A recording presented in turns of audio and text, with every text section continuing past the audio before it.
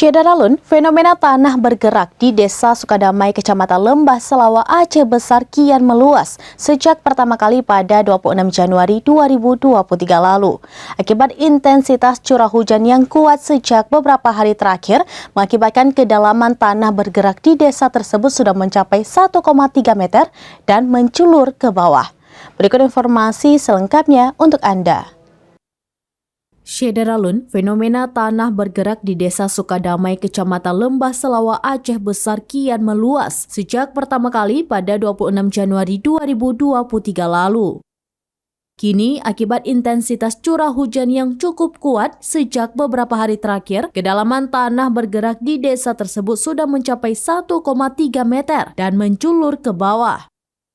Kalaksa Badan Penanggulangan Bencana Daerah atau BPBD Aceh Besar, Ridwan Jamil pada Rabu 1 Februari 2023 mengatakan saat dilakukan peninjauan ulang serta laporan dari masyarakat, kejadian pergeseran tanah sudah semakin meluas. Akibat pergeseran itu pula, 2 unit bangunan tempat usaha milik masyarakat rusak dan tidak bisa ditempati lagi.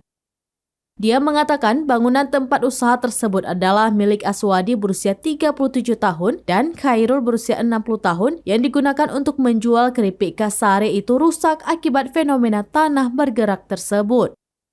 Sebelumnya fenomena tanah bergerak juga terjadi di kilometer 80 hingga 81 Banda Aceh Sikli yang menyebabkan tanah longsor dan aspal terbelah.